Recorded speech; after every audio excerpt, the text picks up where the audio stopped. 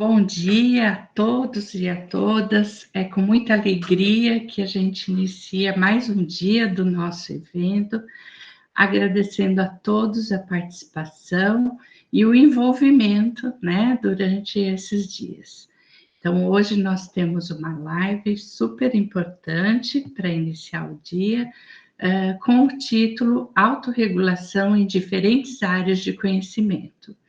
Nós temos aqui nessa live a professora doutora Cleidilene Ramos Magalhães, que é professora associada do Departamento de Educação e Humanidades da Fundação Universidade Federal de Ciências de Saúde de Porto Alegre. Ela é pós-doutora em Psicologia pela Universidade do Minho. Temos também a professora doutora Kátia Regina Xavier da Silva, que é professora titular do Departamento de Educação Física do Colégio Pedro II. Ela é pós-doutora pela Faculdade de Ciências Médicas da Universidade do Rio de Janeiro, com ênfase nos temas de educação médica e educação em saúde no espaço escolar.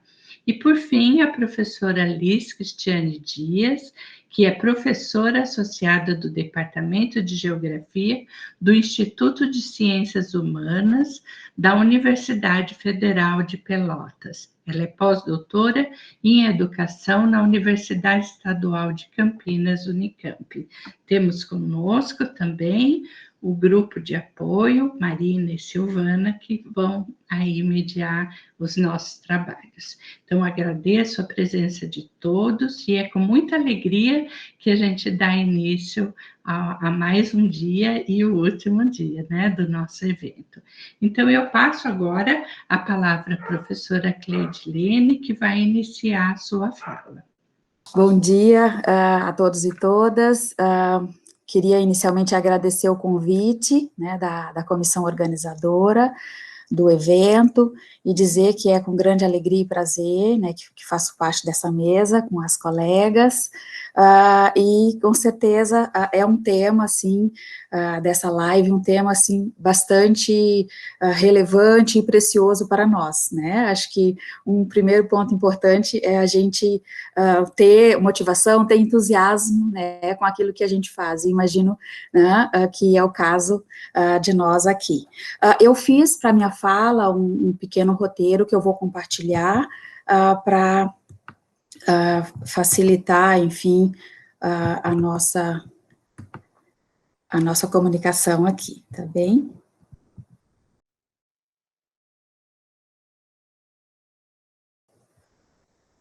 Tá ok? Tá aparecendo? Tá aparecendo para vocês?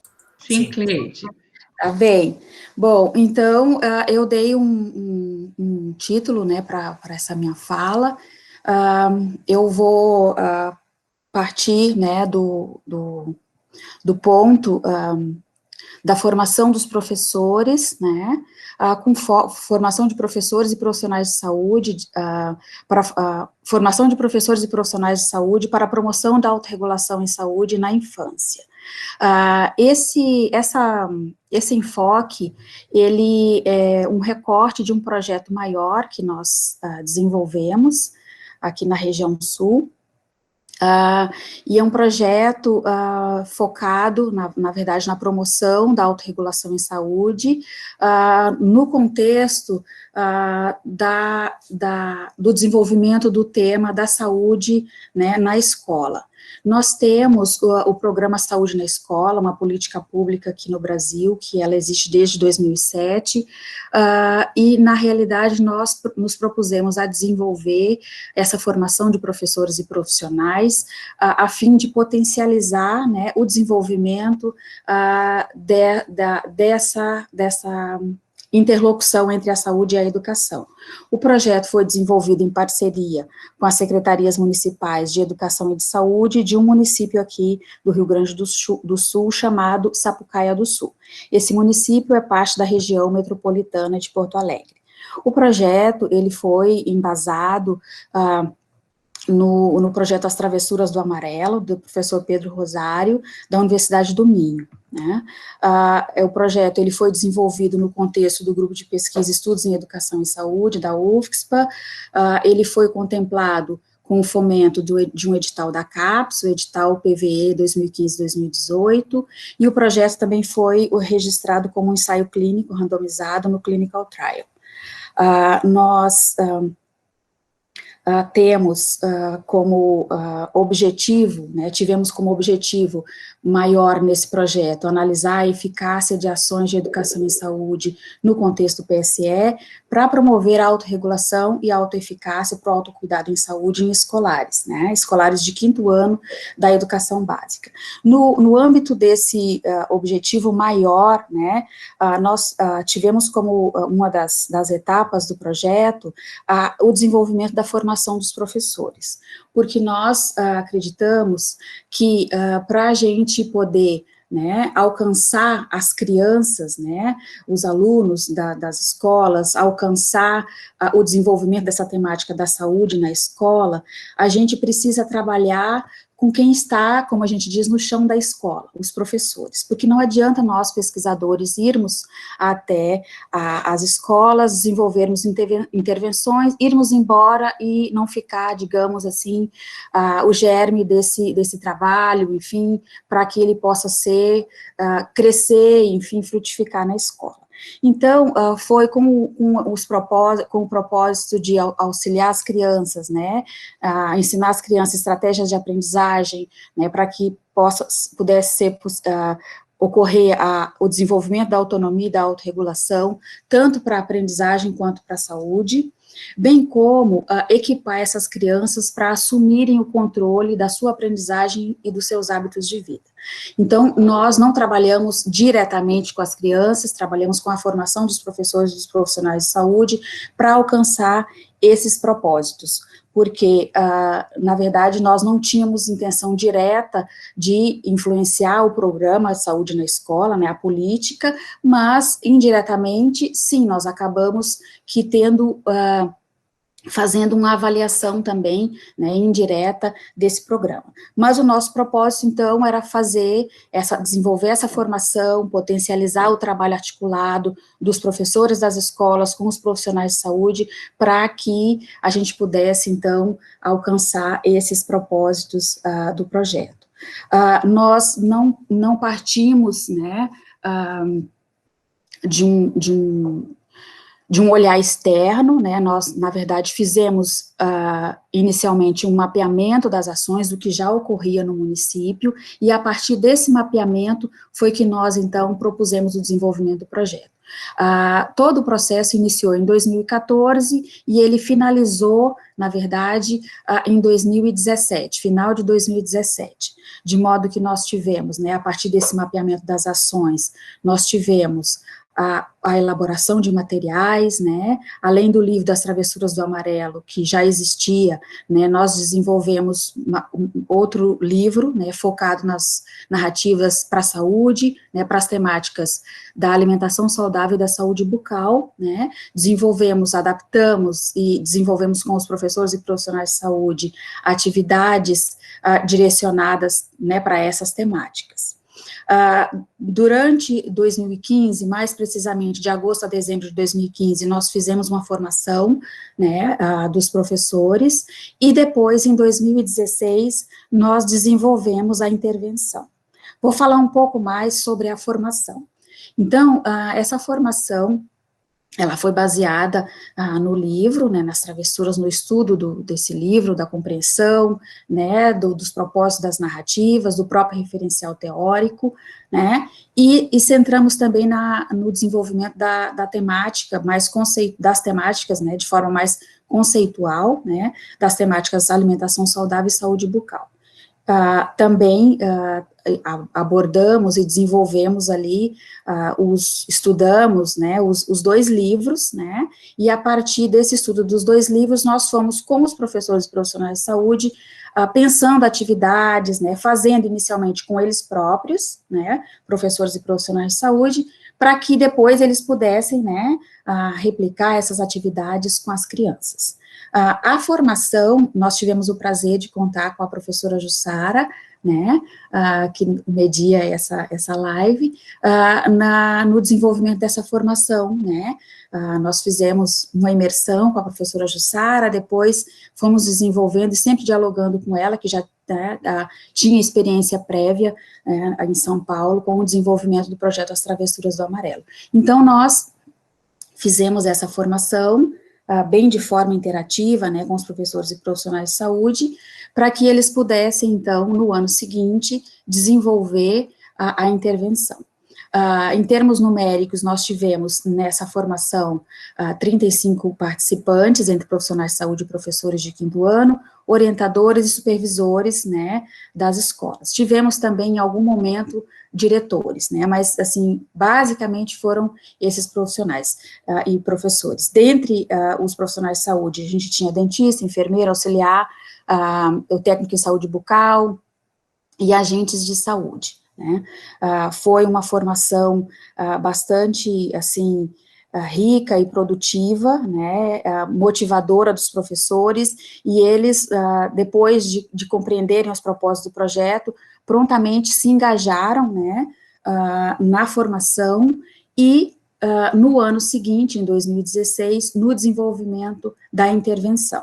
Então, essa intervenção, ela centrou-se em alunos do 5º ano, focada na autorregulação e o autocuidado, né, em saúde, nessas duas temáticas. Claro que o programa Saúde na Escola abrange muito mais temáticas, mas nós, como projeto, como pesquisa, a gente precisava definir e delimitar o que a gente faria. Então, nós elegemos essas duas temáticas que estão contempladas, né, na programação do programa Saúde na Escola. Então, nós desenvolvemos essa intervenção e nós, durante 2016, a equipe do projeto acompanhou, né, o desenvolvimento dessa intervenção. Nós nos reunimos com os professores e profissionais de saúde quinzenalmente, né, ou semanalmente, dependendo da demanda, para planejar essas atividades que eram aplicadas, né, que eram desenvolvidas por eles. Nós, só bem como uma lógica, né, do processo autorregulatório, né, nós planejávamos com eles, nós monitorávamos, né, e depois, ao final, nós avaliamos, né, esse trabalho todo. Aqui eu falo especificamente, e quero dar um destaque à questão da formação e da importância da formação dos profissionais de saúde e professores para o desenvolvimento, né, de ações focadas na autorregulação para a saúde, porque, na realidade, a gente não consegue um alcance sozinho, né, isolado,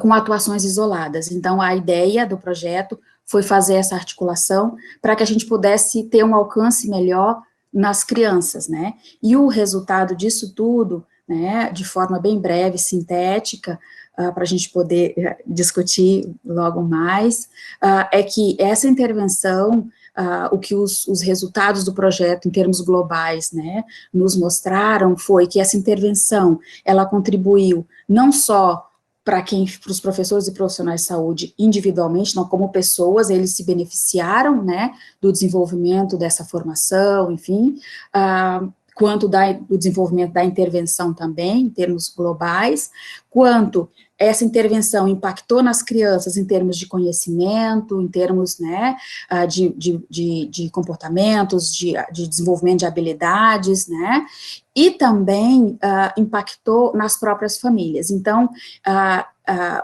ação como um todo, desenvolvida, ela perpassou tanto quem fez a formação, né, diretamente, quanto os seus, digamos, sujeitos, né, da ação educativa, que são os alunos, quanto as famílias, né. Nós tivemos trabalhos, né, nós temos trabalhos que avaliaram, que entrevistaram, por exemplo, as crianças, as famílias, onde a gente tem o registro, né,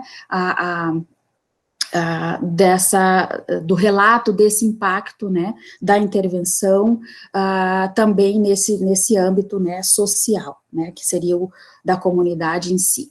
Os professores reportaram que essa formação contribuiu na revisão, na reformulação do seu próprio trabalho como professores. Nas crianças, né, além dos conhecimentos, né, habilidades e atitudes, teve mudanças físicas, né, porque a gente avaliou com medidas físicas também, né, essas crianças. Então, nós podemos dizer que o trabalho, ele partiu, né, de um mapeamento, de um diagnóstico da comunidade, desenvolveu materiais, desenvolveu-se a formação, desenvolveu-se a intervenção, né.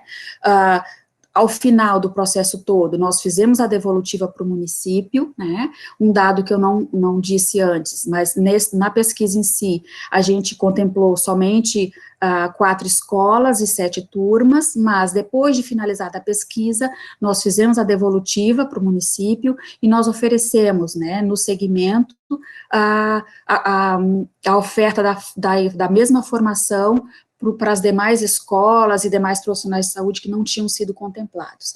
Esse processo, né, que é o depois da pesquisa, que é bem importante, a gente fazer não só a devolutiva, mas a gente dar essa contrapartida para os demais, nós desenvolvemos no formato de extensão, né. Inicialmente, nós fizemos o mesmo curso, né, da 30 horas, e depois, no segmento, a gente seguiu a cada 2 meses, fazendo encontros com esses professores e profissionais a título de extensão, né, fizemos momentos presenciais e também desenvolvemos um ambiente virtual de aprendizagem, né, no Moodle, onde a gente disponibilizou os materiais e fazia esse acompanhamento também pelo Moodle. Agora, em função da pandemia, em 2019, a gente teve, mas agora em 2020 a gente não seguiu em função da pandemia, né. O que eu quero dizer é que esse trabalho mais focado na formação dos professores e profissionais de saúde, ele está retratado num artigo, né, que nós publicamos na revista de educação da PUC de Campinas, que a Marina vai colocar no chat aí o link para quem tiver interesse, né, em ler e acompanhar com mais detalhes, né, esse impacto a partir do relato dos professores e das próprias crianças, são questões que constam nesse artigo. E aqui fica o meu contato, né, caso alguém queira seguir com questionamentos, enfim, pós esse evento e para mais detalhes. Eu agradeço, né, a oportunidade e fico à disposição para questionamentos. Obrigada. Obrigada, Cleidilene. Muito boa essa exposição, super pontual no tempo, isso é ótimo, né? Então, nós passamos agora a palavra à professora Kátia, né, que também vai trazer outras contribuições. Bom dia a todos e a todas. Eu gostaria de iniciar agradecendo o convite e, assim, ressaltando que é muito gratificante a gente poder compartilhar as nossas produções e, sobretudo, compartilhar as produções estando junto com pessoas que nos servem de referência, né? Então, eu acho que isso é algo a ser destacado, eu acho que é algo a ser ressaltado.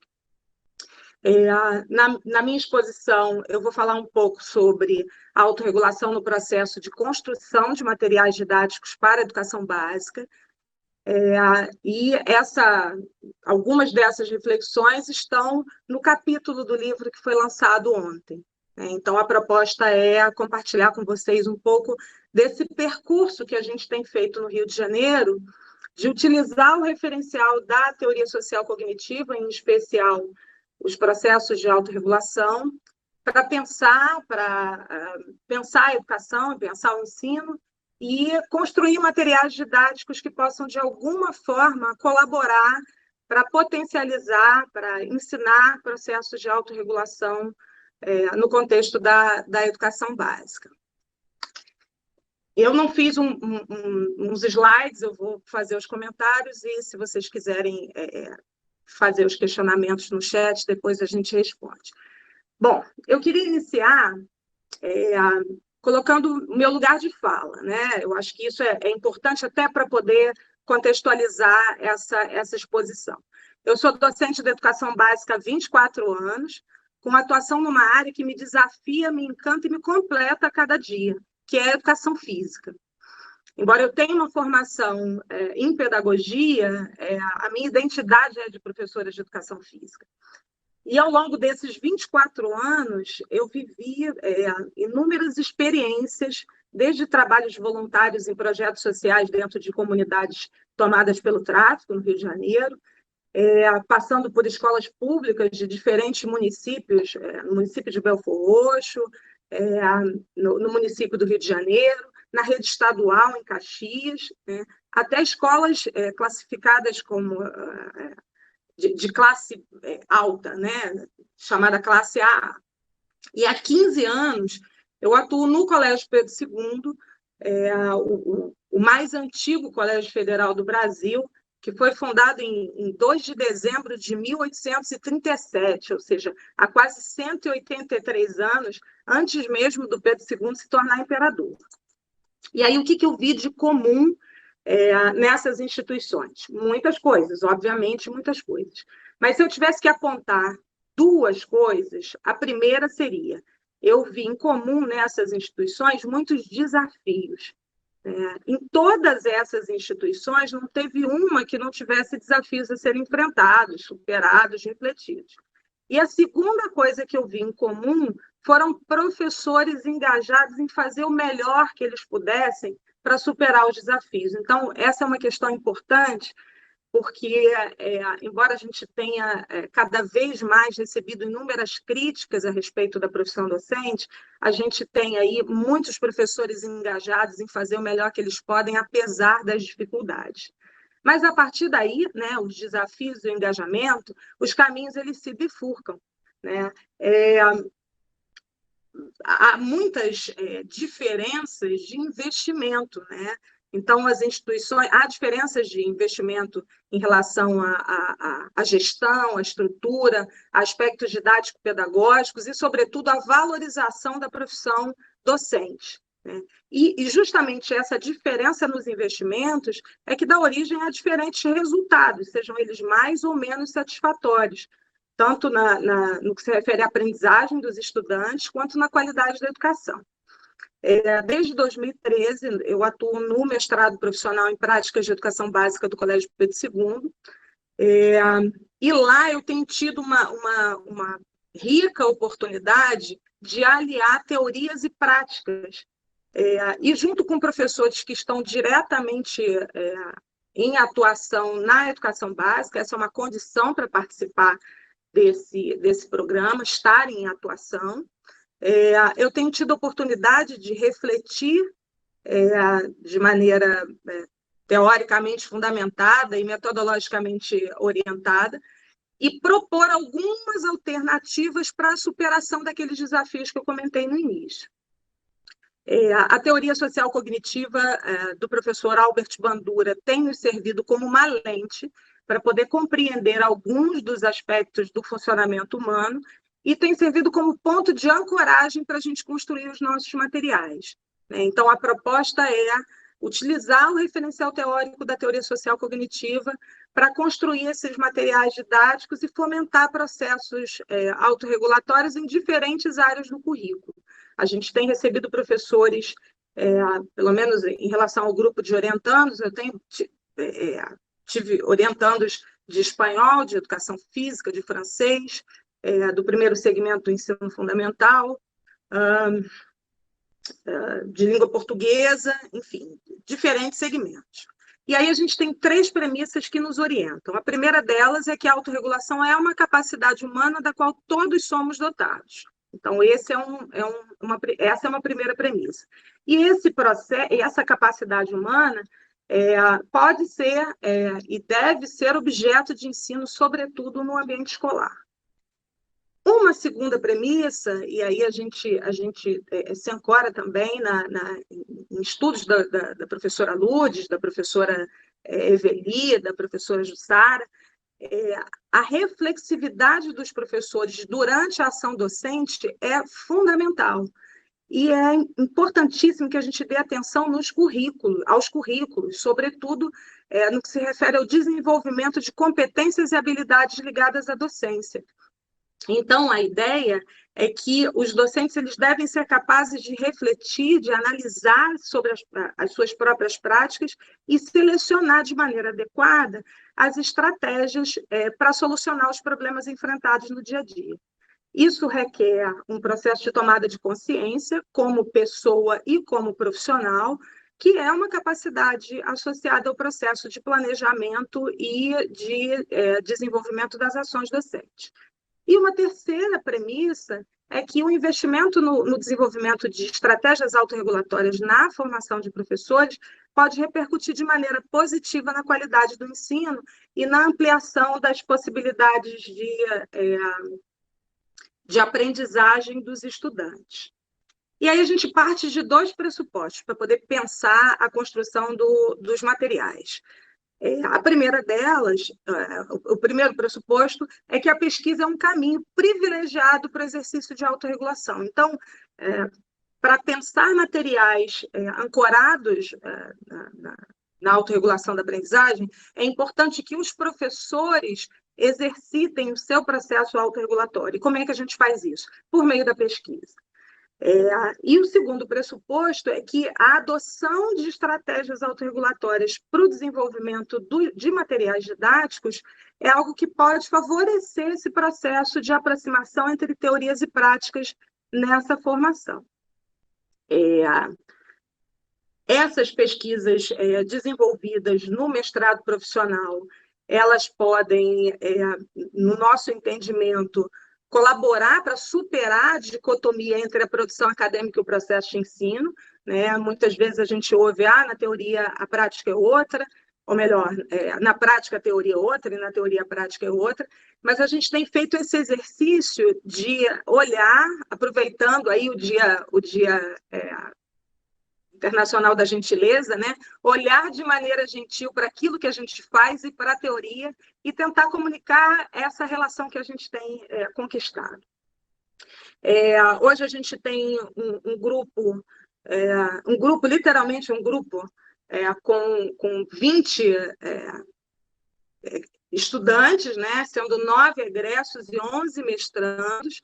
Desses mestrandos, desses egressos, 2 estão dando continuidade às suas pesquisas em nível de doutorado, o que, de certa forma, ilustra uma continuidade, né, um efeito a médio e a longo prazo. Os demais, né, aqueles que ainda não estão em processo de doutoramento e que já se formaram, relatam que estão utilizando os materiais que produziram nas próprias instituições de ensino e que o diálogo sobre esses materiais produzidos com outros colegas tem despertado o interesse das pessoas em conhecer a teoria e a autorregulação da aprendizagem. Além disso, a gente tem também comunicado aquilo que a gente faz sob a forma de artigos, palestras, apresentações de trabalho, grupo de estudos. A gente tem, de alguma forma, tentado compartilhar as nossas produções e as nossas reflexões. Como é que a gente tem feito isso, né? Como é que essa proposta tem acontecido? A gente tentou formular da seguinte maneira. Essa proposta, que visa a produção de materiais didáticos, ela articula as dimensões pessoal, acadêmica e profissional. Então, a gente pensa nesse professor com a primeira pergunta, com a pergunta central. O que você faz de bom? E aí, muitas vezes, os professores dizem assim, mas o que eu faço é natural. Não, vamos lá. Se você chegou até aqui, alguma ou algumas coisas boas você faz. Vamos pensar sobre isso. E esse pensar envolve a reflexão sobre a alta eficácia docente. E uma barreira, quando o aluno entra no mestrado, é que a linguagem da sala de aula é diferente da linguagem acadêmica. E aí a gente entra num segundo movimento, que é o movimento de desenvolver habilidades e competências para trabalhar com os ritos acadêmicos, né? Com as habilidades acadêmicas exigidas pelo mestrado. E a terceira dimensão, que é a dimensão profissional, ok, que problemas a gente pode que problemas a gente quer e que problemas a gente pode colaborar a partir das nossas produções. Então, essas dimensões pessoal, acadêmico e profissional, elas estão ao longo de todo o processo de formação. Um segundo aspecto que a gente desenvolve nessa construção são as etapas autorregulatórias. Então, a gente tem utilizado o modelo do professor Pedro Rosário para construir esses materiais. Então, a gente tem feito um exercício de planejamento, execução e avaliação ao longo de todo o processo de pesquisa, procurando alinhar esse movimento e refletir o que a gente quer, o que a gente faz, o que está dando certo, o que a gente precisa rever. Uma terceira dimensão a gente está chamando de processos de reflexão sobre a prática, desconstrução e ressignificação e retorno à sala de aula, ou seja, eles trazem os problemas, a gente muitas vezes desconstrói esses problemas a partir das lentes da teoria e a gente repensa esses problemas a partir das propostas que a gente vem desenvolvendo. Num capítulo que escrevi junto com a Elizabeth Diniz, que é a penúltima mestranda que defendeu, ela fala que essas dimensões, etapas e processos se entrecruzam de maneira multidimensional na construção da identidade do professor pesquisador. E aí a gente tem pensado a respeito dessa construção na medida em que o discurso muda as competências e habilidades vão aprimorando esse fazer pedagógico que já era bom quando eles entraram no mestrado, mas que se fortalece na medida em que eles desenvolvem crenças de autoeficácia mais potentes e que eles têm uma autonomia maior para poder propor alternativas. Bom, que trabalhos a gente tem desenvolvido nesse sentido? Então, a gente tem desenvolvido trabalhos, histórias ferramenta, a gente tem desenvolvido oficinas pedagógicas, a gente tem desenvolvido entrevistas, vídeos, com reflexões mais sistemáticas a respeito do processo autorregulatório. E a gente tem utilizado como ferramenta de autorregulação um instrumento que a gente chama de portfólio autorregulatório, que foi uma adaptação do portfólio reflexivo, né, que inclusive a professora Lourdes tem produções nesse sentido, que é uma narrativa que se destina ao registro detalhado e sistemático do professor pesquisador durante o processo de planejamento, execução e avaliação dessa pesquisa sobre a prática pedagógica. Nesse instrumento de geração de dados, os professores eles falam na primeira pessoa, né, e eles detalham a sequência de atividades, desde como eles se sentem para iniciar o processo de pesquisa, até os avanços, os problemas e as soluções e os sentimentos envolvidos nesse processo. Vamos lá. A própria Elizabeth Diniz, ela diz, né, que o portfólio autorregulatório é um instrumento de finalidade dupla em pesquisas feitas por professores, né? A primeira finalidade é o gerenciamento autorregulado do processo de pesquisa e a segunda finalidade é o registro sistemático desse processo por meio de narrativas que ilustram teorias e práticas. Então, a gente tem usado essas narrativas para organizar e mediar o processo de construção dos materiais e, sobretudo, para pensar a respeito dos potenciais e das lacunas desses materiais. Bom, o que a gente encontrou em termos... E aí, no capítulo, o que eu faço? Eu pego 8 dissertações que foram defendidas recentemente e tento analisar como é que se existe uma estrutura comum, né? Embora isso seja feito no contexto da orientação, mas eu queria ver nos textos se as produções ilustram uma estrutura comum. E os resultados apontam que essa estrutura ela está ali presente, né? Que elementos foram identificados nessa estrutura? A primeira coisa que os mestrandos trazem é que os estudos desenvolvidos eles podem se constituir como referências para que outros docentes se motivem a produzir os próprios materiais didáticos. E isso, de certa forma, ilustra uma ação sobre a autoeficácia docente por meio da modelação. Eles se sentem empoderados em produzir esses materiais e também se sentem muito felizes de poder colaborar para que outras pessoas desenvolvam esse empoderamento também. Não só no sentido de acreditar que eles podem colaborar para a melhoria da educação, mas também no sentido de compartilhar aquilo que eles têm aprendido a respeito da pesquisa na prática pedagógica, né? Dos ritos formais de pesquisa na prática pedagógica. Um segundo resultado interessante é que as teorias elas têm funcionado como ferramentas que medeiam o pensar e o fazer pedagógico. E o que a gente observa nos textos? Que eles se reconhecem, e aí é o processo de desconstrução, que eles se reconhecem como potenciais construtores de teorias, porque isso não é incomum eu ouvir, né? Não, mas eu não sou um autor. E esse desenvolvimento da autoria tem estado presente nas nossas conversas e nas nossas produções, né?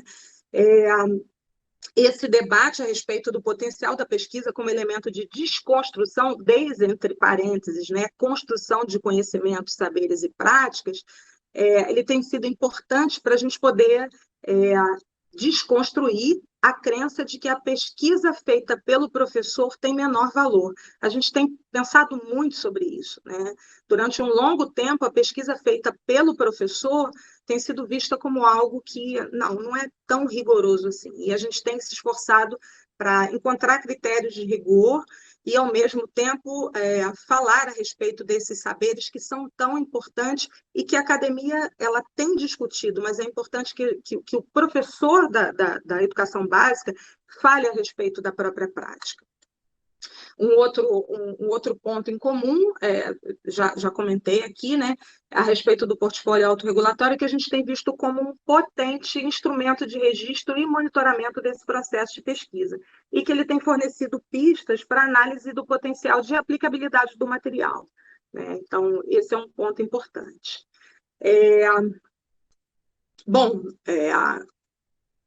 Essa proposta, ela compartilha da ideia de que, para ensinar processos autorregulatórios, é preciso se apropriar deles. Então, uma das questões que a gente coloca sempre os materiais, eles são manuais, eles devem ser usados exatamente da forma como eles foram propostos. A gente entende que esses materiais eles precisam ser compreendidos no seu contexto de produção, mas que quem vai usar também precisa desenvolver processos autorregulatórios e, sobretudo, a capacidade de entender que os ajustes eles são necessários para adequar os materiais a cada contexto. E aí, nesse sentido, é fundamental que a gente ensine ao professor a produzir o material, porque o material, a questão não é o ponto de chegada, o material pronto. A questão é o caminho de construção e a consciência de que eu produzi mas eu preciso me sentir potente para produzir outros, porque a turma não é a mesma, a escola não é a mesma, as condições de trabalho não são as mesmas. Então, para ensinar processos autorregulatórios, é preciso se apropriar desses processos, né? Como diz a professora Veiga Simão e a professora Lourdes, o aprendiz ele avança primeiro por processos controlados por meio da regulação, passando depois a autorregulação ao planejar, executar e avaliar a sua ação. Então, num primeiro momento, esses materiais eles são inspiradores para os professores, mas a gente deseja profundamente que os professores se sintam capazes de produzir os seus próprios materiais de maneira autônoma.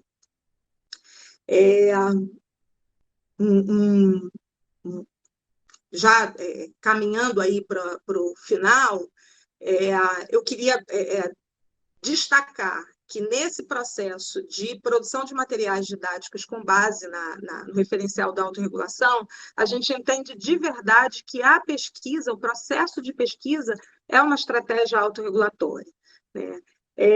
E que a formação inicial, sem dúvida, mas a formação continuada de professores, por meio do uso de estratégias autorregulatórias, pode favorecer a construção e a desconstrução, né, de saberes e práticas, a desconstrução de saberes e a aproximação de teorias e práticas no processo de ensino. Bom, no Rio de Janeiro, a gente tem poucos interlocutores, mas a gente tem interlocutores em outros espaços, a gente tem ampliado essa discussão dentro do Colégio Pedro II e nas escolas de outras instituições que os mestrandos e mestrandas têm participado, né? É importante que a gente tenha como referência trabalhos que falem ao professor e que demonstrem essa capacidade criativa no dia a dia, né, como forma de produzir novos movimentos na direção da autorregulação do ensino, né? E a gente pode afinar esse olhar a partir do fato de que as teorias elas têm um lugar privilegiado nesse processo, então é isso que a gente tem se esforçado e defendido, tem um lugar privilegiado como fonte de regulação, então o referencial teórico ele indica caminhos válidos para a gente, tem um lugar privilegiado como motivo de rompimento da zona de conforto, porque na medida em que o professor chega com as suas certezas e a gente traz questões do referencial, ele se questiona, bom, será que o que eu acredito é tão verdade assim? Será que eu não posso pensar de outra forma? A descoberta de novos problemas de pesquisa pode ter como ponto de partida essa desconstrução. E aí a gente entende que esse processo de desconstrução e reconstrução é vital no processo de autorregulação, né? Já que ele envolve o movimento criativo de qualquer processo de ensino-aprendizagem. A gente descobre o novo quando, diante de uma questão, a gente não sabe como responder, né, as demandas com aquilo que a gente sabe, com aquilo que a gente sente, né? Então, a autorregulação, tal como a gente entende nesse capítulo e nesse movimento de formação que a gente tem feito, é exatamente essa capacidade de gerar, de gerenciar e gerar novas respostas diante de propostas ainda não pensadas, né? Desafiando o sujeito que aprende e o sujeito que ensina a assumir a condição de criador e de criatura, né? A partir da desconstrução da forma como a gente pensa e atua durante as situações de ensino-aprendizagem. O nosso site, o site Criatividade e Ensino está ainda passando por um processo de revisão, mas eu vou sinalizar aqui o site do programa de pós-graduação, a gente tem lá as produções dos estudantes e a gente tem, enfim, os materiais que a gente tem produzido para poder compartilhar com vocês. Eu queria agradecer, eu não sei se eu passei do tempo, tentei controlar aqui, eu queria agradecer a oportunidade e dizer que eu estou muito feliz de participar desse encontro. Olá, Kátia, muito obrigada. Precisa no tempo também. Obrigada pelas suas contribuições, foram super válidas e até agora muitos elogios para a Cleidilene, para a Kátia. E agora a gente passa a palavra, então, para a professora Liz. Olá, bom dia. Né, assim como as colegas, eu também quero agradecer, né, a possibilidade de hoje estar aqui, né, com essas mulheres, né, tão significativas e que são nossas referências, né, então é um momento muito especial esse momento de estarmos aqui compartilhando nossas experiências. O que eu preparei, então, para o nosso momento aqui? A minha fala, né, ela tem como título o panorama da autorregulação, na formação do professor de geografia. A ideia, então, é eu fazer um apanhado, né, numa linha temporal, né, de como a autorregulação, ela acabou por impactar diretamente no curso de formação de professores, né, o qual eu venho, que é o curso de formação de professor de geografia. Bom, como já apresentado, eu sou a professora Liz, e o meu espaço de fala, né, a minha lente interpretativa é a docência, né, ou seja, é o curso da onde eu venho, que eu atuo, né, no curso da Universidade Federal de Pelotas há um pouco mais de 10 anos, né, um curso de formação de professores presencial, tem a duração de 5 anos, né, pelo currículo novo, que acabou de ser aprovado, é um curso noturno e oferece, então, anualmente 90 vagas. É importante, eu acredito também que é importante eu pontuar o contexto em que eu me insiro nesse curso, né, como docente do ensino superior. Eu acredito que é de suma importância, porque foi justamente no momento de expansão, né, do ensino superior no Brasil, e somado a isso, né, a implementação também de políticas públicas de democratização, né, do acesso ao ensino superior, que por sua vez, então, se apresentou mais heterogêneo no que diz respeito à concepção de mundo, né, de poder aquisitivo, enfim, perfis sociais, e também a diferentes processos cognitivos. Como que esse contexto, então, educacional, né, em qual eu me inseri, ele impacta diretamente no curso, enfim, nos alunos, né? Nós somos um curso, né, que temos uma faixa etária de alunos de 18 a 61 anos. A grande maioria desses alunos são trabalhadores, né? Parte deles são bolsistas de assistência estudantil, de diferentes auxílios, e a maioria é proveniente de escola pública. O nosso curso, ele ultimamente possui 2 currículos, né, caminhando juntos, né? Temos uma defasagem no número de professores, os professores eles têm uma carga horária alta, e alguns desses professores, eles ministram disciplinas que não são da sua área específica de formação. Isso tudo contribui para um processo muito grande de evasão do curso, né? Para vocês terem um parâmetro, né? Nós temos, como eu citei lá no início, nós temos uma entrada de 90 alunos, né, anualmente, e se formam, em média, 25 alunos. Qual que é a conclusão que a gente chega desse contexto, né, da análise dessa nossa realidade? É que é gritante, né, a demanda por intervenções que deem conta justamente dessas demandas assinaladas, né, e que contribuam, então, principalmente para tentar contornar essa evasão, promovendo não só a permanência desses alunos no curso, mas oferecendo oportunidades dignas, né, de aprendizado e contribuição de forma efetiva na formação desses futuros professores, com a ideia de propiciar, então, futuros professores autorregulados, tanto no aprender quanto no ensinar, e promovendo o sucesso acadêmico. E aí, fazendo um pouco de referência à fala do professor Taylor, né, na quarta-feira, né, diante desse panorama, então, que eu coloco para vocês, nós tínhamos ciências do o que nós enfrentávamos, né, quais as dificuldades que nós tínhamos, das lacunas do nosso curso, mas não sabíamos ao certo o como enfrentá-las, né? Ou seja, como promover em nossos cursos iniciativas que priorizassem o aprender a pensar e como promover iniciativas que levassem em consideração o desenvolvimento da capacidade do aluno de aprender a aprender. E foi aí, então, que eu fui buscar, então, respostas em 2 contextos motivadores, né? Um deles foi o grupo de pesquisa da aprendizagem autorregulada, o GEPAR, da UFPEL, né? Junto com parceria, né, com a professora Lourdes Frison, e o outro contexto, né, o grupo de estudos e pesquisa em psicopedagogia da Faculdade de Educação de Campinas, né, o GPESP, com a parceria da professora Eveli Boruchovich, que foi a minha orientadora de pós-doc.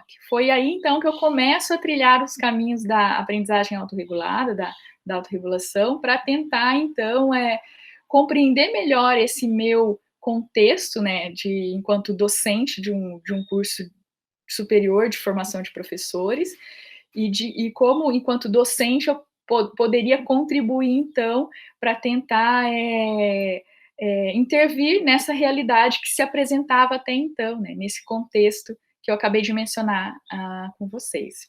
Bom, as atividades, então, que eu fui buscar, elas fizeram parte do meu pós-doc, né, com a ideia de fortalecer a capacidade de aprender dos estudantes do curso de licenciatura, né, em geografia. E no decorrer do meu pós-doc, então, eu realizei algumas pesquisas, então, que deram um suporte para possíveis intervenções, que eu vou citar algumas delas lá no final da minha fala, né.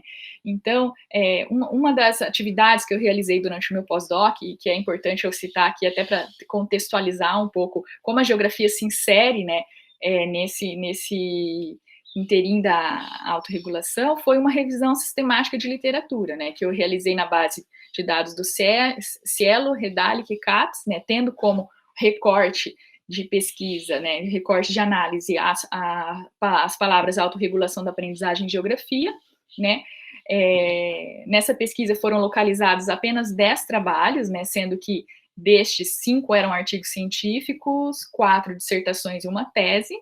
E, no entanto, analisando esses trabalhos, né, a gente percebeu que a geografia ela não fazia parte, enfim, como um foco específico dessas pesquisas, e sim, ela fazia parte de contextos maiores, né, de pesquisas maiores com vários estudantes, e que alguns estudantes entrevistados por essas pesquisas eram estudantes de geografia. Então, lamentavelmente, chamou a atenção o fato, né, de não terem sido localizados os trabalhos com a amostra somente de estudantes do curso de geografia, e essa primeira pesquisa, então, que eu realizei durante o pós-doc, demonstrou a ausência, né, de uma preocupação explícita, né, na promoção da autorregulação da aprendizagem, bem como o uso de estratégias de aprendizagem na geografia, né. Em síntese, essa revisão sistemática de literatura mostrou que existe essa lacuna, né, na geografia, uma quase, né, inexistência de trabalhos que abordem de forma explícita essas temáticas, né, autorregulação, e isso, claro, muito focado na formação inicial de professores. Uma outra pesquisa, então, que nós realizamos, né, no decorrer do pós-doc foi uma intervenção junto com os alunos do curso, né, então foram aplicados a esses alunos um questionário de dados demográficos, né, um protocolo para ativação da metacognição e da autorreflexão sobre a aprendizagem do futuro professor, de Boruchovitch, a escala de avaliação da motivação para aprender, né, de alunos universitários, também de Boruchovitch e Neves, e o LASE, né, esses instrumentos, então, a aplicação desses instrumentos e a análise demonstrou o que sobre os alunos do nosso curso, né? Que eles eram ansiosos, tinham pouca atitude, alguns problemas de concentração, dificuldade no pensamento, no processamento da informação, seleção de ideias, gerenciamento de tempo, faziam pouco uso, né, dos recursos acadêmicos. E, em linhas gerais, concluiu que os alunos do curso, apesar, né, dessas questões, desses problemas apontados, eles eram, sim, motivados e preocupados com a sua formação enquanto futuros professores, né, no entanto, possuíam dificuldades, né, que permeavam o processo de aquisição de conhecimento, e que, apesar de utilizarem algumas estratégias de aprendizagem em seus estudos, né, não faziam uso significativo dessas estratégias. Também, por terem dificuldades, eles não conseguiam essa análise e acabavam por se apoiarem, muitas vezes, em estratégias autoprejudiciais, né, gerando um sentimento de incapacidade, de frustração, e podendo, então, de alguma forma, propiciar a adoção de comportamentos desfavoráveis à sua aprendizagem, né, ou seja, a gente percebeu, num contexto geral, que esses alunos, né, eles não foram estimulados no decorrer da sua vida escolar, não, né, não só no ensino superior, a aprender a pensar. Então, algumas considerações gerais sobre essa pesquisa que foi realizada, né, nesse período de pós-doc, é que existia, então, uma surpreendente escassez de trabalhos, né, nessa temática da autorregulação, né, e suas variáveis, como estratégia de aprendizagem, motivação, né, afetividade, né, na formação inicial do professor de geografia, e que era urgente, né, a criação e consolidação de programas de intervenção que fortalecessem, então, as estratégias de aprendizagem, os processos autorregulatórios nos futuros professores de geografia, né. E, claro, né, a necessidade de pesquisas futuras que abordassem, disseminassem na geografia esse campo de pesquisa. Tentando dar conta, então, dessas demandas, né, apontadas pela pesquisa, algumas iniciativas foram pensadas, né, buscando promover, então, um espaço, né, onde as estratégias de aprendizagem e autorregulação pudessem, então, se fazer presente nesse curso. Então, o que mudou, né? Qual foi a intervenção que a gente propiciou nesse curso, né?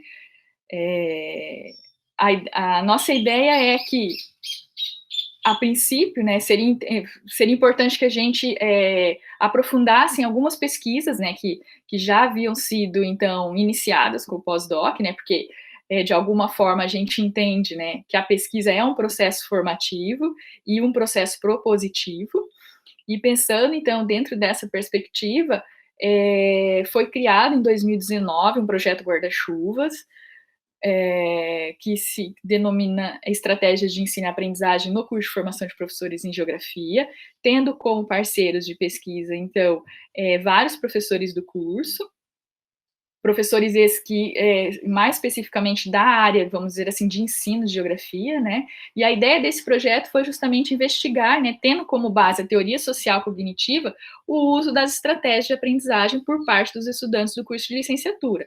E dentro dessa proposta, avaliar os pensamentos, os comportamentos, as atitudes e motivações relacionadas ao sucesso da aprendizagem, identificando as crenças, né, de autoeficácia, estratégias de autoprejudiciais dos alunos, assim como identificar também no curso áreas e pontos específicos, né, que a gente, enquanto grupo, pudesse intervir, né. Também foi pensado, né, a partir dessas intervenções, então, promover a partir do conteúdo da disciplina de geografia, né, que faz parte do currículo do curso, oficinas de intervenções, né, que fortalecessem o uso dessas estratégias de aprendizagem e de ensino, né, e os processos autorregulatórios. Então, esse projeto Guarda-Chuva, ele, né, a gente tem, eu trouxe aqui para apresentar para você duas ações desse projeto, uma delas é a ação Estratégias de Aprendizagem, né, uma contribuição para a formação de professores e para o desenvolvimento do pensamento espacial, que visa, então, promover o pensamento espacial através do uso, né, de estratégia de aprendizagem e busca também analisar a compreensão dos alunos do curso de formação de professores em atividades que requeiram o pensamento espacial, né. De início, então, a gente aplicou aos alunos do curso. Esse é um projeto que ele tem uma abrangência que não é só do Rio Grande do Sul, né, fazem parte desse projeto outros professores da Universidade Federal do Mato Grosso, de Tocantins, Universidade Federal de Goiás, e USP e da Unicamp. E a ideia é justamente tentar, então, avaliar, né, qual a defasagem do pensamento espacial desses alunos, propondo, então, intervenções de caráter formativo. Para isso, a gente aplicou, então, um questionário, né, que é o STAT, que é um teste de habilidade sobre o pensamento espacial, de Berdnars e Lee, né, de 2012, que é um questionário que possui duas etapas. A primeira, né, um questionário socioeconômico, e a segunda etapa é um questionário com 16 questões de múltiplas escolhas que apresentam exercícios lógicos com o uso de formas espaciais, né. Então, com base nos resultados desse questionário, então, a ideia era promover oficinas, né, que dessem conta, então, dessa aprendizagem espacial que é tão importante para qualquer, né, para qualquer pessoa, mas para quem cursa, né, um ensino superior em geografia é super importante, então, a gente ter bem sedimentado essas questões. No entanto, aí veio, né, o contexto pandêmico e as oficinas, elas acabaram ficando só no papel ainda para serem desenvolvidas, né. Outro projeto que a gente acabou inserindo, né, outra iniciativa que a gente acabou inserindo nesse projeto Guarda-Chuva, no contexto pandêmico, foi uma pesquisa junto com os professores, né, de docência universitária, visando avaliar, então, as estratégias de ensino e aprendizagem no ensino remoto, né, quais seriam as perspectivas dos docentes né, para a formação do professor de geografia. Foi um questionário do Google, formulário, né, teve como objetivo compreender esse processo de adaptação dos docentes do curso, né, de geografia, no contexto ocasionado pela pandemia da Covid-19, o ensino remoto, avaliando o uso das estratégias de ensino e de aprendizagem na organização de suas aulas, né.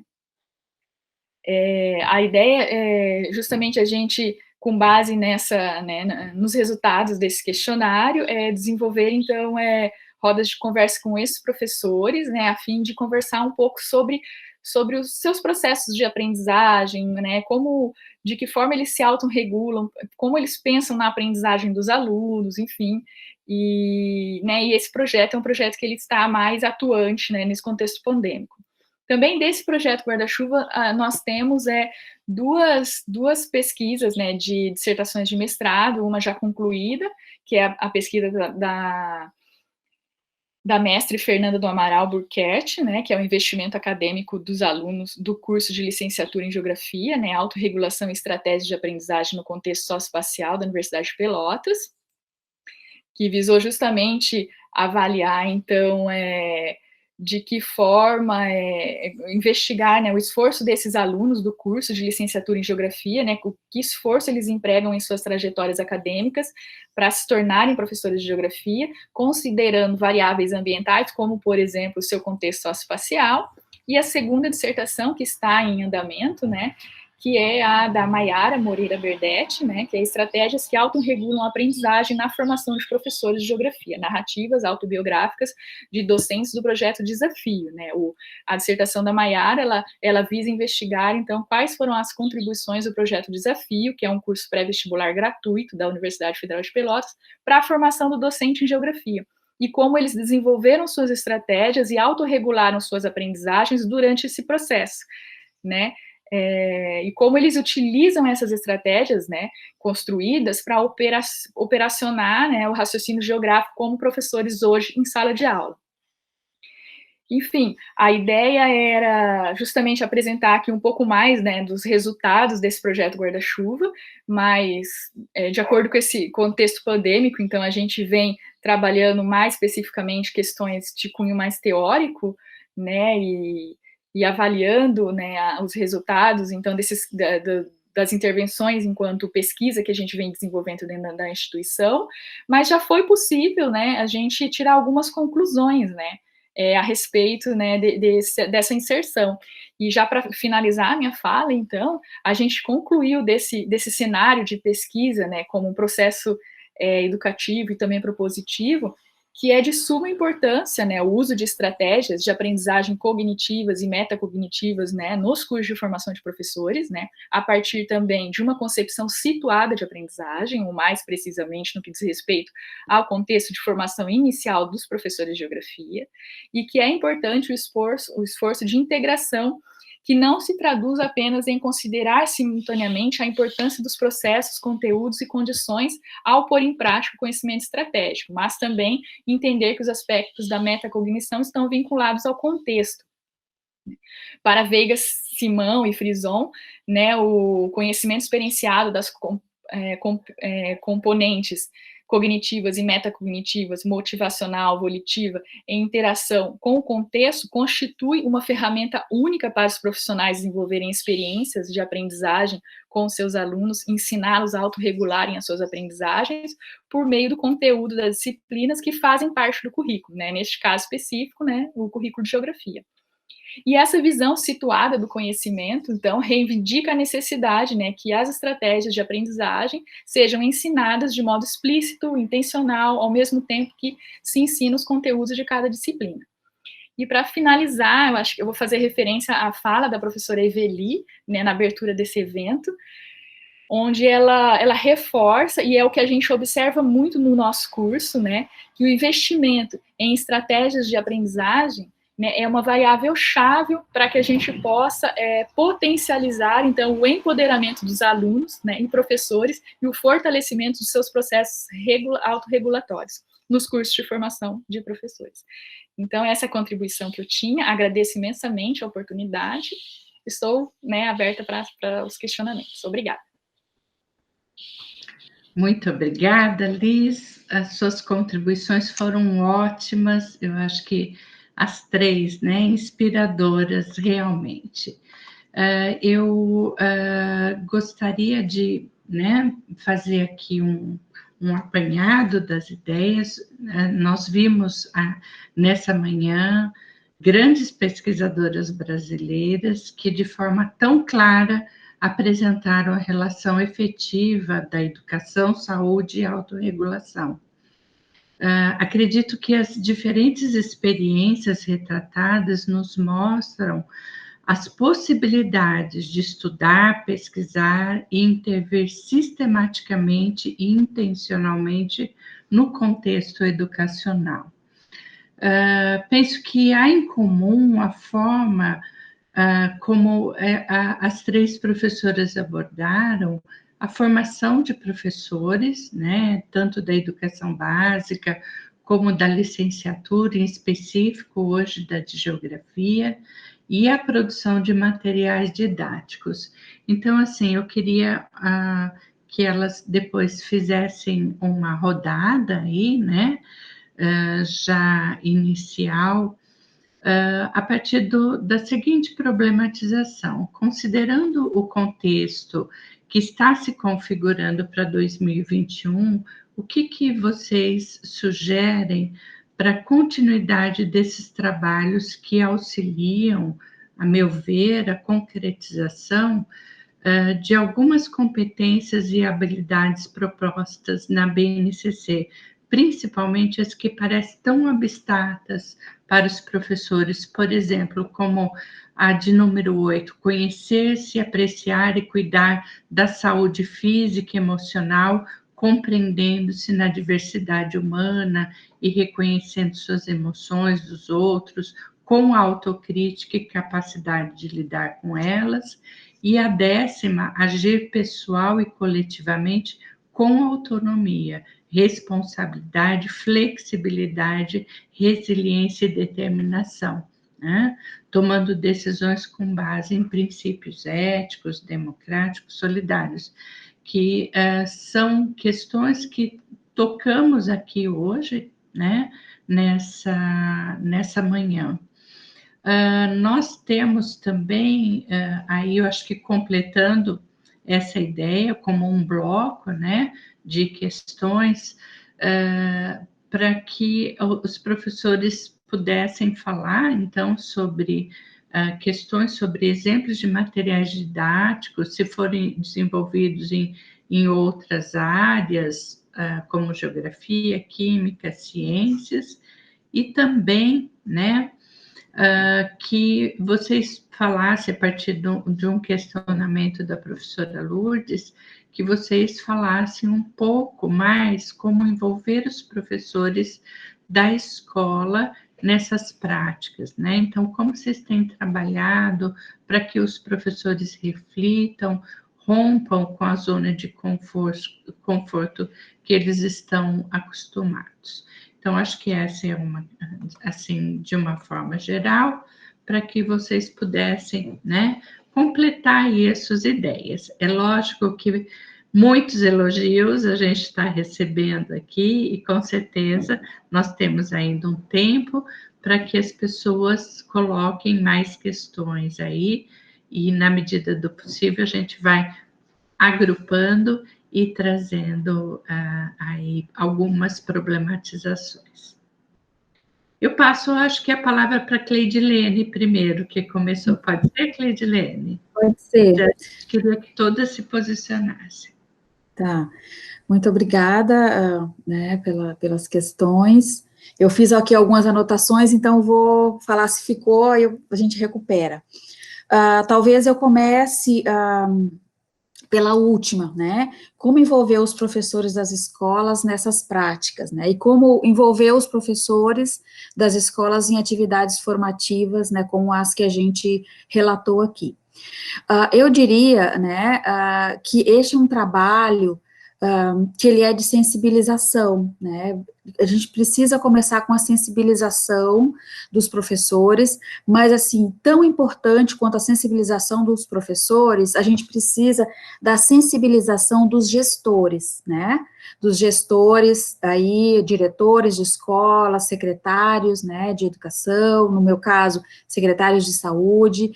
E, assim, a gente viu ao longo desse projeto, se a gente não conta, né, com o apoio institucional, né, com o apoio da gestão, fica muito difícil a gente desenvolver o trabalho com os professores, seja da formação, seja do desenvolvimento, da infusão curricular, que, assim, eu falei rapidamente, né, eu fui mais geral na minha fala, mas, assim, muito difícil fazer esse trabalho de infusão curricular. E o professor das escolas, ele sofre uma pressão, para quê? Para que ele cumpra o conteúdo, né? Então, assim, o que a gente está propondo, o que a gente fez nesse trabalho que eu relatei aqui, não é uma coisa a mais, não é algo a mais, é o professor trabalhar o autocuidado em saúde, a autorregulação em saúde, a autorregulação da aprendizagem, quando ele ensina matemática, quando ele ensina português, quando ele ensina ciências. Claro que o nosso carro-chefe era ciências, né? Porque tinha a questão da saúde muito perpassada, muito articulada, mas as outras disciplinas também. Então, eu diria que para envolver os professores das escolas nessas práticas, a gente precisa necessariamente do apoio, do suporte da gestão escolar, da gestão em nível de secretarias, né? Esse é o primeiro ponto. O segundo ponto é trabalhar com o professor a partir daquilo que é o lugar de onde ele está, né? Como é que ele se sente? Como é que ele se sente? Como ele faz, né? Então, quando a gente fez o mapeamento do município, foi para conhecer isso. O que eles já fazem? E já fazem bem? E eles já fazem muitas coisas muito bem. O que a gente foi introduzindo aos poucos? Foi trazendo essa teoria, essa lente da teoria, né? Para eles entenderem, para eles nomearem, e para eles compreenderem e ir adiante naquilo do que eles estão fazendo, né? Então, eu diria assim, em relação a essa questão, para mim, e aí a pesquisa nos mostrou isso, estratégico, o suporte da gestão em nível local escola, e aí não falo só da direção, da supervisão, da coordenação, por isso que nós envolvemos essas pessoas estrategicamente na formação, né? Então, acho que essa é uma questão importante. Considerando esse contexto pandêmico, enfim, esse contexto aí para 2021, como eu sinalizei no final da minha fala, a gente, depois da pesquisa, a gente fez a devolutiva e a gente seguiu, claro, assim, num processo bem, né, de desmame, entre aspas, da gente ir se afastando aos pouquinhos, né, para o professor ir desenvolvendo com autonomia o trabalho dele, que o objetivo era justamente trabalhar com multiplicadores, né, não só da teoria, mas de práticas fundamentadas nessa teoria para potencializar o alcance das ações deles, né. Então, acho que a gente trabalhou, tem já um ambiente virtual montado, estruturado, né, que neste ano agora de 2020 a gente não reativou, por conta de várias reorganizações, mas na sequência, sim, a gente pensa que é possível, sim, com os devidos ajustes e adequações, a gente poder trabalhar dessa forma, né, remota, virtual, essa questão tanto do autocuidado em si, do próprio professor com ele, e dele com os alunos, né, porque alunos, por exemplo, não têm acesso à internet, né, tem dificuldade de acessar, né, tanto do autocuidado em relação à saúde, em relação às questões, né, de gerenciamento do tempo, de uso, né, de habilidades aqui com esse meio, quanto para o desenvolvimento também da autonomia dele no desenvolvimento das atividades neste período. É um processo que todos nós estamos passando e que a gente, assim, está aprendendo e vai continuar aprendendo, né? E acho que o mais importante é a gente, assim, também não ser tão exigente, mas também não ser negligente, né? Dar atenção. Se o aluno não fez, por que não fez, né? O que está acontecendo que ele não fez, né? Então, acho que, assim, resumidamente, não sei se eu consegui responder tudo, mas eu acho que é isso, assim, que eu acrescentaria. Kátia, quer falar? Bom, são muitas questões, né? Vou tentar sintetizar, assim como fez a Cleidilene. Em relação como envolver os professores da escola, né, nessas práticas, como é que a gente tem feito, né? Eu vou tentar sintetizar o nosso fazer. A gente começou num contexto de formação em que as pessoas iam buscar essa formação no mestrado profissional. Então, eles tinham um objetivo, né? Fazer o mestrado.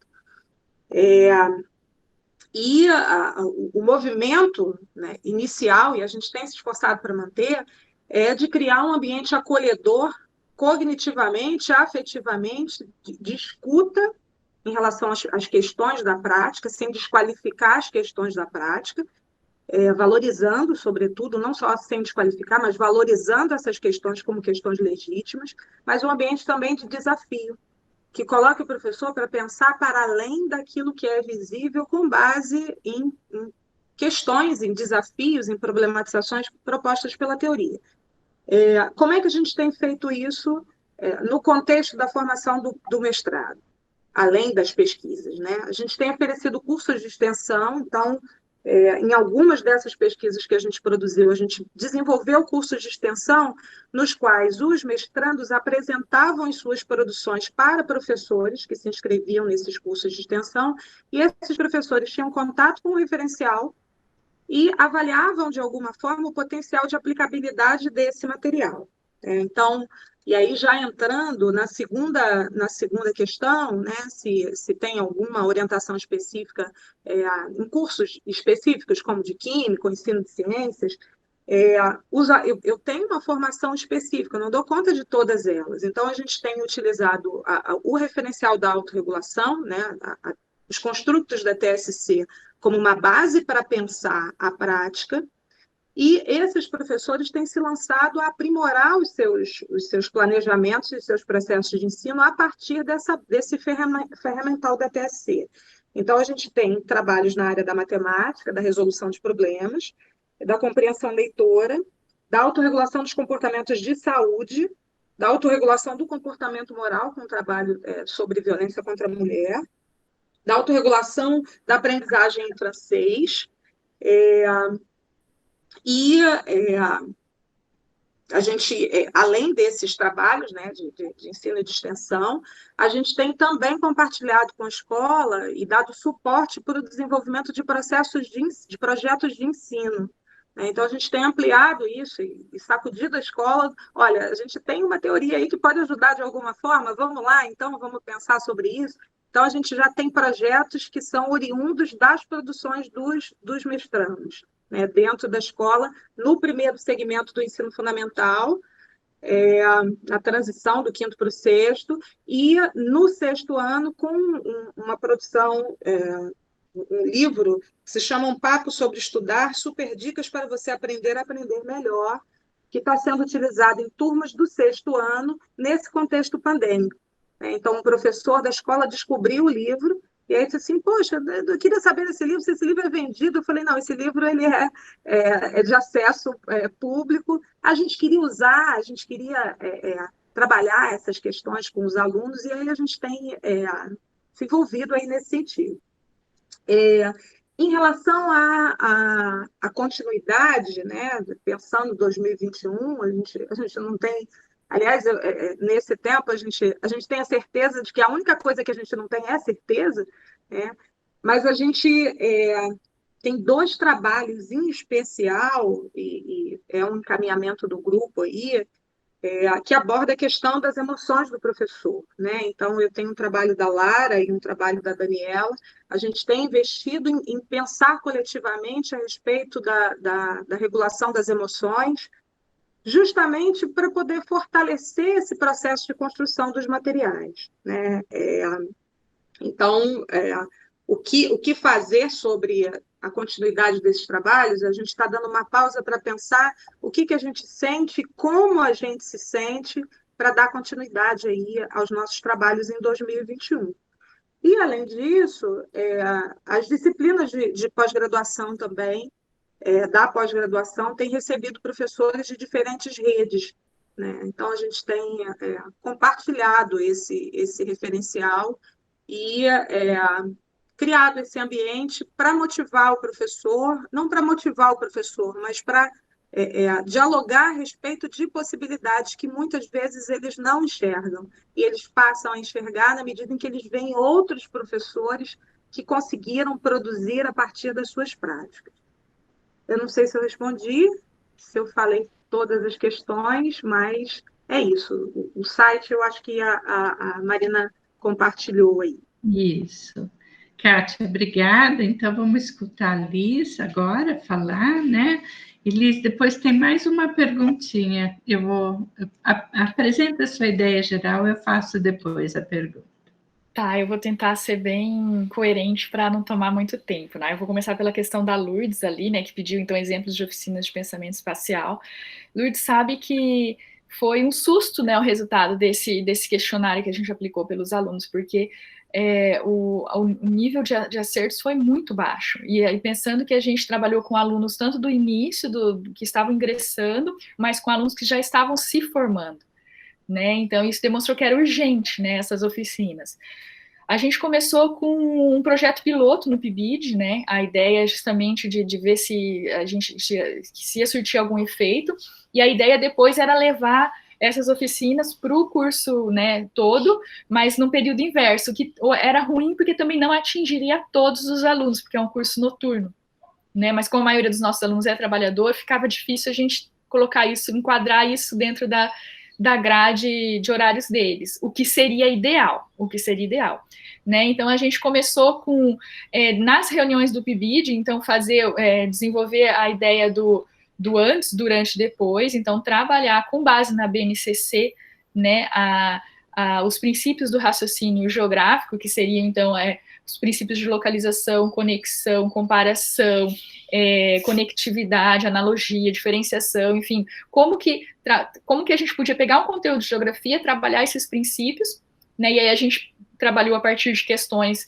que seria o que, o onde, como e porquê, então aquela situação geográfica se dava naquele ambiente, naquela situação, enfim.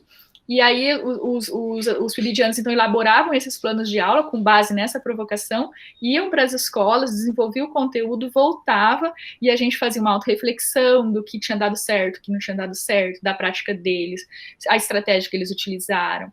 Então, nesse sentido, a gente estava trabalhando o pensamento espacial a partir da prática deles como futuros professores. Estava dando muito certo, né? Mas aí a gente não conseguiu levar isso para o curso, né? Mas isso vai acontecer ainda. A outra pergunta que eu gostaria de responder é a da Elisa, acho que ela fez várias perguntas, né? Como foi a mobilização dos professores para o envolvimento no projeto? A mobilização foi muito rápida, todos eles se interessaram. E por quê, principalmente? Por causa da taxa de evasão que a gente tem, e os principais professores interessados, inclusive, foram os professores do curso de bacharelado, né? Que não era o nosso foco no momento, mas porque o nosso curso de bacharelado, ele teve uma avaliação nota 1, então, ele tem grande possibilidade, inclusive, de ser fechado. Então, os professores começaram a se mobilizar nesse sentido, né? E aí esse projeto chamou muita atenção. Então, todos eles quiseram fazer parte, mas na hora que a gente fez esse instrumento para avaliar a prática dele enquanto professor, aí a resposta já não foi tão assim, eles não estão participando tanto. Dos 18 professores que nós temos, né, no curso, apenas 7, né, quiseram participar da pesquisa. E aí, claro, a gente perguntou questões de como, se ele pensa sobre como o aluno aprende, como ele faz a estratégia de aula dele, né, de que forma ele conduz, né, se eles, né, consideram um professor autorregulado, mas, claro, não nessas palavras. E se ele está adequando, né, que é a outra questão da Eli, se ele adequa as atividades dele ao ensino remoto, né, ao uso de tecnologias. E sim, né, alguns professores, inclusive, relataram que eles têm críticas ao ensino remoto, óbvio, né, mas que o ensino remoto promoveu que eles repensassem a forma que eles dão aula, né, e as ferramentas que eles utilizam, né, em sala de aula, né. Então, eles estão utilizando mais a questão dos vídeos, podcasts, enfim, eles estão usando essas tecnologias, né, em prol né, das aulas. Ao contrário que antes muitos professores davam aula somente expositivas, né? Então eles estão se adaptando a esse contexto. Não sei. A outra questão que foi a da Jussara, que ela fez de como que a gente adapta, né, todo o que a gente vem discutindo a esse contexto que a gente está vivendo e as competências, então, da BNCC, é difícil, né, Jussara? A gente vem pensando isso no curso e uma forma que a gente percebeu, assim, de que o nosso aluno, ele tem muita necessidade do diálogo, né, da troca. E aí, então, na experiência, inclusive, da dissertação da Fernanda Burkert, a gente percebeu que o grupo focal e a troca, então, de experiências do que é um curso superior, enfim, quais são as dificuldades que eles vão ter, eles se sentem mais amparados nesse contexto universitário, né, mais fortalecidos, então, e eu acredito que isso a gente possa aproximar dessas competências que são colocadas aí, né, pela BNCC. Então, acho que é isso, só rapidamente. Uhum. Eu penso que a gente respondeu basicamente, né, as questões encaminhadas de uma forma geral. Eu ia fazer mais uma questão, mas você acabou, né, já respondendo essa questão, Liz. Muito obrigada. O que a gente tem, né? Eu acho que agradecer as 3 professoras, pesquisadoras que tão gentilmente, né, aceitaram esse nosso convite. Nós começamos a pensar estrategicamente como trazer essa temática, e essas foram as pesquisadoras que primeiro vieram aí à nossa mente. Então, muito obrigado, Cleidilene, Cátia e Liz, por compartilharem, né, toda essa experiência e também as dificuldades, né? Eu acho que ficou bem bacana vocês retratarem quais foram as dificuldades encontradas. E eu vou voltar para encerrar, né, agradecendo aqui a participação de todos em meu nome, em nome da professora Eveli, da professora Lourdes. Eu vou encerrar com a fala de uma das participantes, a Patrícia, né, que disse o seguinte: que pena que seja o último dia, poderíamos continuar aprendendo nesse evento e compartilhando por muito tempo ainda. Eu acho que é bem isso que a gente está sentindo agora, né, Patrícia? Então, muito obrigada. Eu convido a todos, né, a estarem daqui a pouquinho com a gente, às 10, aí a gente tem um intervalinho, né, até às 11 horas. Às 11 horas, não percam a palestra aí, a live do professor Aloysio, que vai falar sobre crenças de eficácia. Então, a gente volta daqui a pouquinho com vocês, e aproveitem para tomar um bom café, né, e voltarem aí reanimados aí para a próxima palestra, tá bom? Um abraço a todos e muito obrigada.